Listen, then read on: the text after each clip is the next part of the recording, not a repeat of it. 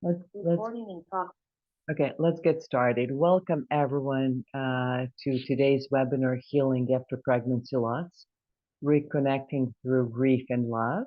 I am Dr. Irena, a psychologist.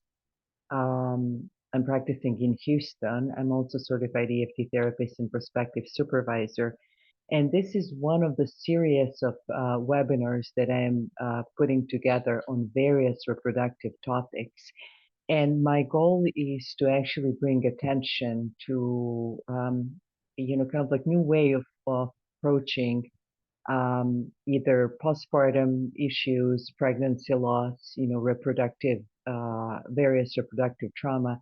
Most often, the focus is only on the birthing parent, or on women, and the non-birthing party partner is being completely ignored. And I think this is they're both losing, and I think we need to actually treat both of them. So the plan for today is that I'll be talking for probably around 20-25 minutes. So if you need to hop off earlier, that's completely fine. And then we'll have 10 minutes for question and answer. So please, put your questions in the chat, and I'll try to answer them and at the end. And yeah, so for the plan for today is that, I'll talk about emotional dysregulation, after pregnancy loss and the impact on the relationship, how pregnancy loss can sometimes, not always, become attachment injury, why couples therapy matters, and why in particular, I think emotionally focused couples therapy, EFT, is the best suited for pregnancy loss. Let me talk a little bit about pregnancy loss and, to put things into context. Pregnancy loss is often very sudden and unexpected, and we know that, sudden and unexpected losses can be much more traumatic. So most often everything is fine until all of a sudden there's no heartbeat, most often first trimester, but it can also happen like everything is fine with pregnancy and then something goes wrong during the birthing process and the baby doesn't survive. It's also, we call this a silent loss. So pregnancy loss is often minimized and dismissed by the society and also medical professionals. I think things may be changing a little bit, but it's still, quite often. And what we have is that, even medical professionals, will go and say, well, it happens. It's very common. 1 in 4 pregnancies ends up in miscarriage. It's true, but it's still so this is the loss that's not recognized, and when the loss is not recognized and validated and acknowledged, it can lead to higher level of distress, and we also call this is disenfranchised grief. And another myth that happens often in pregnancy loss is actually that it's the longer you get pregnant, the more pain you feel or the more grief you feel. That's definitely not true. So depth of emotional pain is not tied to the stage of pregnancy, but rather to the level of attachment to the baby. And this is interesting because it applies to both partners, both birthing partner and like non-birthing partner. So early losses can be profoundly destabilizing and causing profound grief if parents had strong emotional bond to the fetus. So I do want to say that there is a particular subgroup, of parents, and especially older parents who have very narrow window of opportunity left, or parents who have gone through fertility treatment, so they're already putting a lot of time, a lot of effort, a lot of these treatments are very costly. So they have been waiting for a long time, and these early losses can be really devastating. So, let me talk about emotional dysregulation that happens in women, and then I'll talk, about non-birthing partner later on.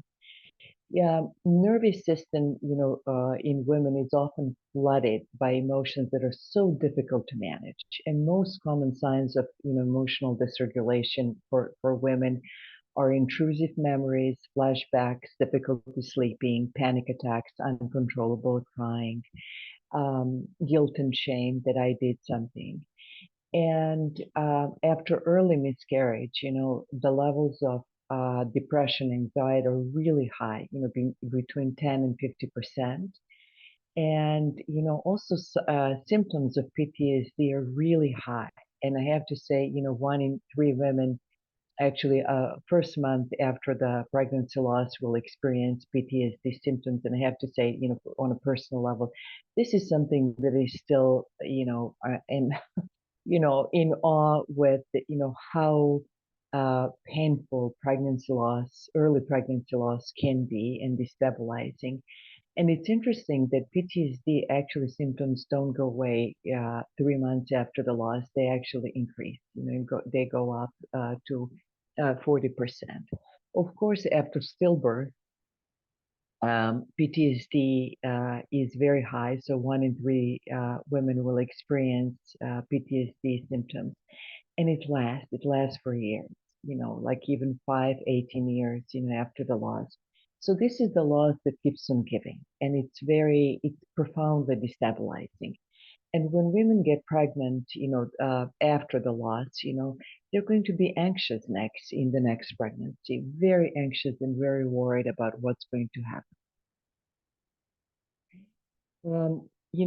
Non-birthing partner also experience different type of emotional dysregulation. And most often, emotional signs of emotional dysregulation is they're again very different. Emotional numbing, trying to be strong, kind of like shutting down, avoidance of emotions, difficulty concentrating, sleeping, and feeling guilty and blaming, himself that he couldn't do anything to protect, the partner. Um, Levels of depression also quite high. Like so, 2 out of 3 fathers will experience depression 2 to 3, like early after pregnancy loss. And a few months later, 3 to 4 months later, numbers go down, but they're still really high. Signs of PTSD are also very high. So 46% will experience sign of PTSD right after miscarriage. The numbers go down, but they're still high. 3 to 4 months later, 27. So 1 in 3 fathers will continue to experience signs of PTSD. And I do want to say, something that's very, really important here is that men are ignored as grievers. So this is that ties to these like types of symptoms of signs of emotional dysregulation. Not only the pregnancy loss is ignored and dismissed by the society, but men are not recognized. They're expected to be strong and to be only a support figure to and provide support and for their partner. So they're not seeing there's no space for them to breathe. And I do want to say, for that, even though these numbers are, for depression and PTSD are high, they're probably underestimate of, what's really going on for men, because they're not most studies that are done for on pregnancy loss are focused on the birthing partner, not on the man. And the measures that are used, they're validated for women, so they're not really capturing the quality of grief that men experience. So what happens then with couple? We have how emotional, what happens with couple after the pregnancy loss. So, we have two people whose nervous system are either overwhelmed or shut down, so they're really dysregulated. And they grieve differently. Most often you have women who are hyper aroused, overstimulated, men who are shutting down, trying not to, show their emotions. And their grief and their experience are not validated or acknowledged by the society, and that can actually increase the stress. So I would say that this can create really opportunity for a perfect storm, a perfect storm. So one partner would want to talk, you know, and the other one shuts down. The other one, cry. The first one, female partner probably cries. She's anxious, she's irritable, and her partner tries to be very calm, strong, and be support to his partner, but doesn't show how he really feels. So this can, of course, leads to isolation and distancing and misunderstanding. So of course, it's very communication will break down. This can lead to more conflict, more withdrawing, between partners. And you know, most often, I think, you'll see two patterns where, partners are going to try to protect each other. So for the male partner, what he's going to do, he's probably going to he's probably going to shut down his vulnerability, his pain, his grief in order to protect his partner, because he's afraid that if he shows his pain and his sadness, his partner is going to get sad, and he doesn't know what to do with that, and he feels, his job is to make sure that she's fine. So he's shutting down and leaving her even more alone. For the female partner, at least this is something that I see a lot, and she is feeling constantly triggered, constantly sad, constantly, that she's changed. She's so missing the baby, grieving the pregnancy, and she can't move on. And she feels, if I really show, how sad I am and how different I am and how I can't I'm not my old self, from like 3 months ago or 6 months ago. you know, what's going to happen to us? Is he going to still, care for me, or, what's going to happen to us? I can't afford, I don't want him to lose. I don't want him to, um, I'm going to be too much. So partners can be shutting down, in order to protect each other, and of course this leads to even more like isolation and distancing. And I have to say, if partners can find each other and process this grief together, it can really undermine the relationship. And studies show they can, the breakdown in relationships may not last, and divorce rate is can be quite high. So let me talk about co-regulation and why it matters in this case. So co-regulation is the process of, you know, where partners help each other regulate emotions through presence, empathy, touch, and responsiveness. And for those of us or you who are, familiar with EFT, you'll know that what is that? It's ARE conversation, So, co-regulation starts with, parents and children, that parents actually help co-regulate their babies and children's, emotions. And later on, romantic partners act as co-regulations for each other's emotions.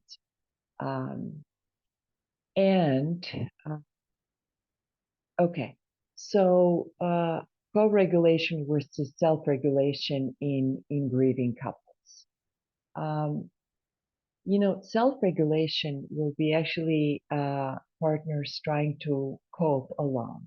You know, it's possible. That happens very often, but it can intensify feeling of loneliness and abandonment. Meaning, like, I have to really cope with all of this pain alone. And co-regulation will be different. Co-regulation means when I'm sad, when I'm grieving, if I reach to you, will the partner respond with warmth and empathy and give a hug? Which, if that happens, my nervous system is going to come down, and what's important is that the grief doesn't go away, but becomes much more bearable, because I am not the only one who's carrying the grief, but it's two of us that are sharing the grief, and becomes easier to carry it. So when without this, without co-regulation, partners can feel abandoned, And this can in pregnancy loss can become not only personal injury, but also relationship wound. So not only that I've lost the baby and something that was very important to me, but it can also undermine it can yeah lead to a relationship trauma. So what is pregnancy loss can sometimes become attachment injury, and just to define is it's a perceived abandonment during a moment of critical need by someone you relied for safety. So again, when co-regulation is absent and emotional regulation intensifies, it can become attachment injury, or very deep relationship wound, where one partner feels when I needed you the most, you were not there for me.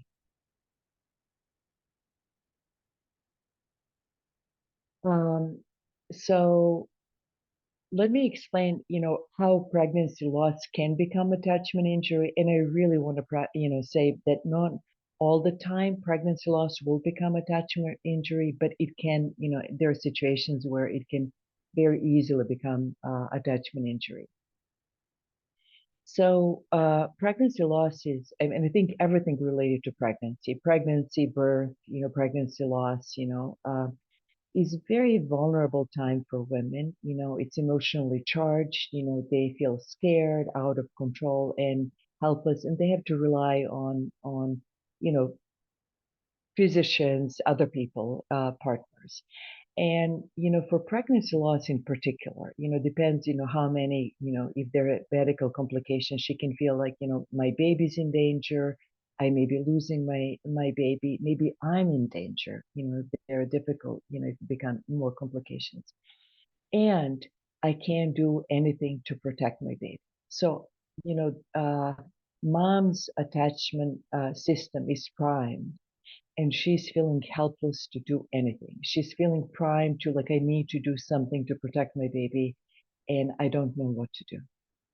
So, how her partner responds during this time of extreme danger will disproportionately affect the quality of the relationship. So if her partner can respond with empathy and care and, comfort, physical and emotional, the relationship will get stronger and, will get stronger.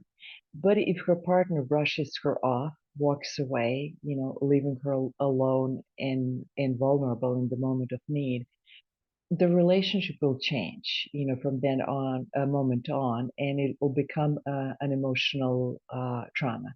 And I would say that, the partner's response, like he's brushing her off, um, walking away, will be equivalent to emotional kick in the gut, where the part, she will feel I really can't rely on him or them when the life gets hard. So I would say that these seemingly small incidences have, can destroy trust and disproportionately affect the quality of the relationship. So let me give you the example of what can happen, and it's actually, not that uncommon. A woman goes to regular OB checkup, for the ultrasound, everything is fine. She seems, she's feeling well. The pregnancy is going well, but what happens is that, during this, regular ultrasound, the ultrasound tech becomes serious, not talking. She walks away, gets the OB there. The OB kind of like does the second ultrasound. She's serious. She's not talking. And then she turns and said, I'm really sorry to say there's no heartbeat. So mom is, get very anxious, very overwhelmed, doesn't know what to do. She tries to call her partner. She can't reach him. The more she can't reach him, the more anxious she's getting, and she calls over and over. And finally, she gets him on the phone. He answers the phone and he says, I am in the middle of the meeting.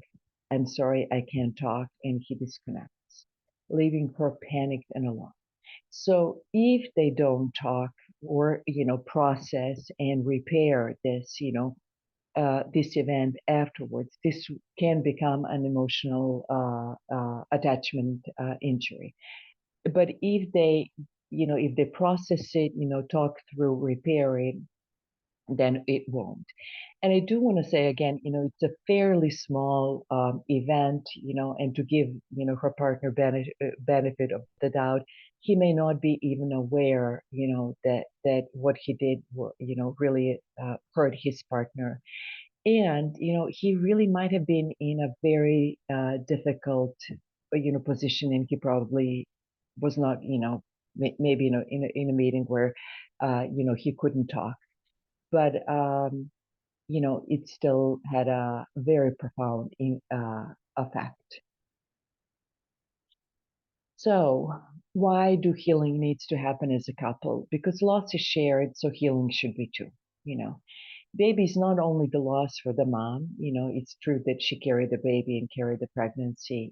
So she's felt it, and it's not individual loss for both parents, but the a loss, a part of the imagined family system, family that the couple imagine. So they need to heal together.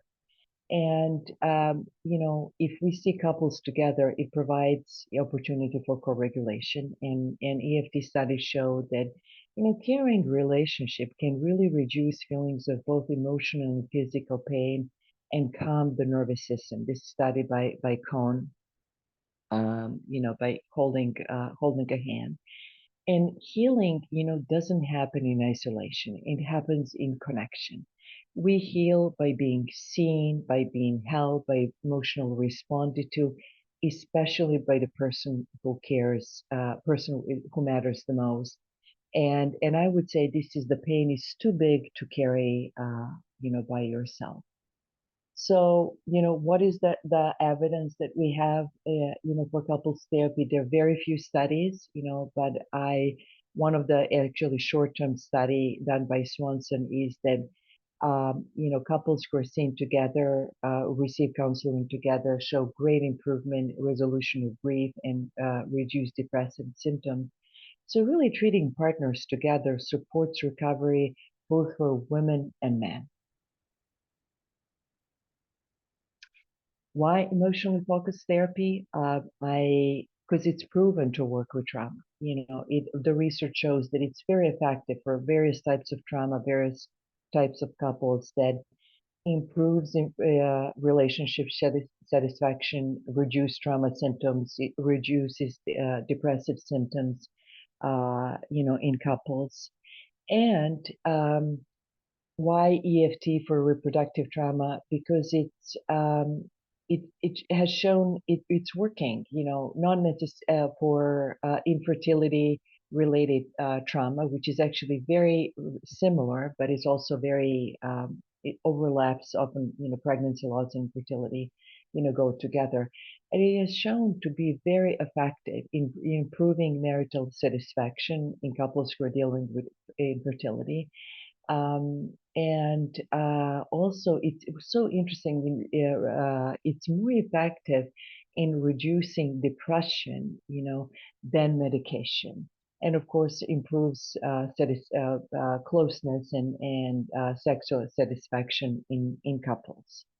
So, how can EFT actually help, couples? In what way it can help? Or it validates both partners, allows space for both partners to grieve, and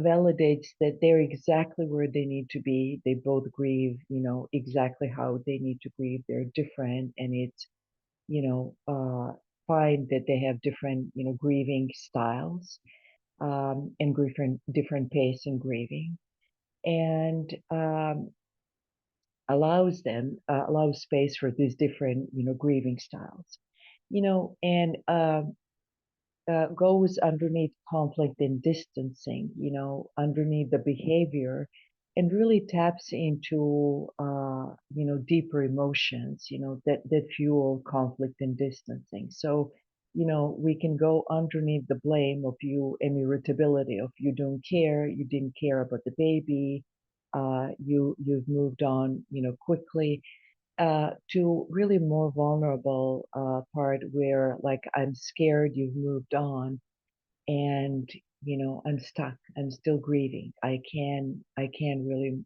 I'm still missing our baby, and I don't know what to do. It allows space for hard conversations, such as, attachment injury repair. And something that's really um, uh, takes a lot of courage and vulnerability to ask what you need from your partner. For example, that you feel so sad and so, in so much pain, and you can't go to parties, you can't go if you see friends, you can move on. You just need to be there, you know. And it'll be nice, if your partner can actually join you.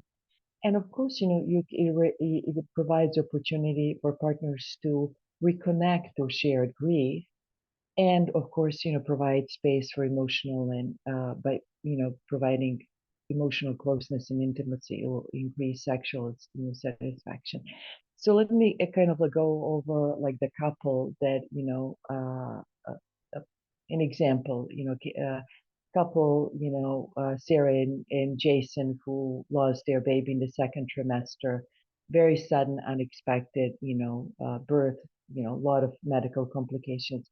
Jason basically dropped everything, stayed with Sarah, for a couple of days, while she was in the hospital, and he asked for therapy.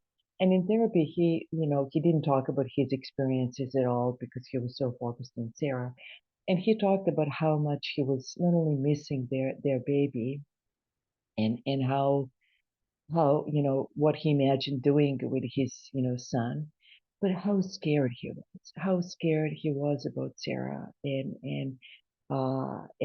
at the same time how he was not only scared of losing Sarah, so but also grateful, that she's alive, that nothing, that you know he still gets to have her, and how important she is to him, and at the same time misses his baby very much. And Sarah was able to say that she uh, Jason was her best friend, but she knew that she was close with him, but only after like this experience she really truly knows that she's married the right person, that she didn't know how much she can actually rely on. So, you know, pregnancy loss can also bring couples, together. So, takeaways from this: pregnancy loss can lead profound emotional dysregulation. Healing needs to happen as a couple, and couples therapy, I think, is the best modality because it really provides opportunity for co-regulation. So partners don't have to cope alone, and EFT has proven very effective for couples who are dealing with trauma. Okay, so we're now. Uh, please put your questions in the chat. Um, mm, and yeah, uh, yeah, please put your questions in the chat, and so I can get to them. Um, we still have a couple of minutes left um, if you want to ask any questions. I can hang out here.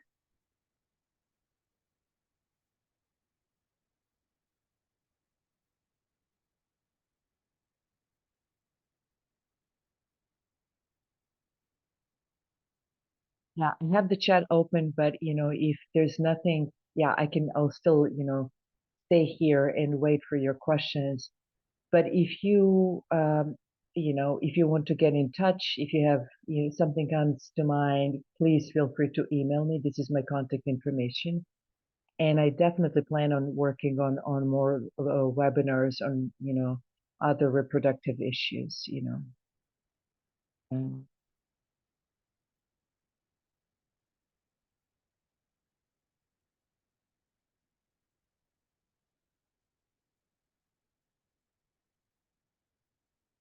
Okay, so I'm sorry, I didn't see this. What is there to consider with planning for another pregnancy following loss?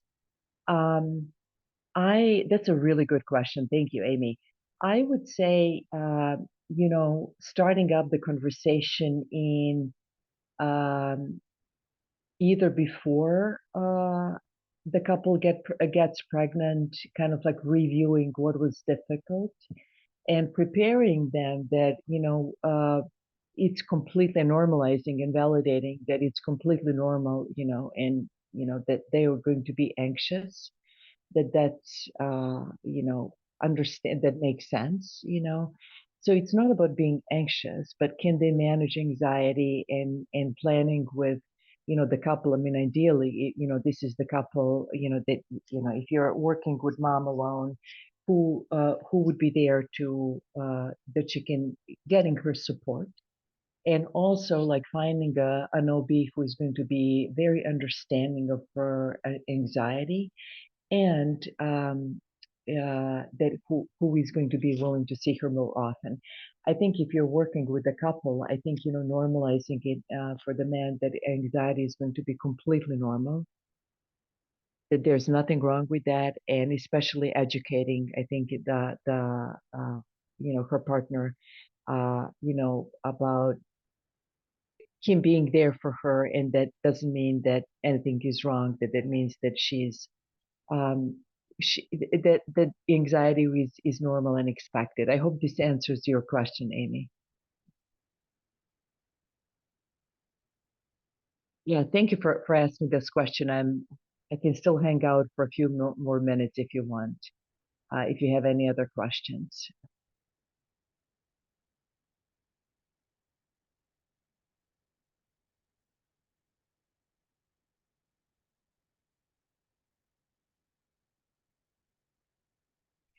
Right, I think they were just about at the half an hour mark.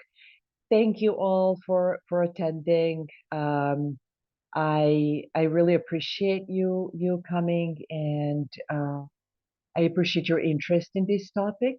Stay tuned. More webinars are definitely coming up, will be coming next year on various reproductive topics and couples therapy, especially EFT. Bye now.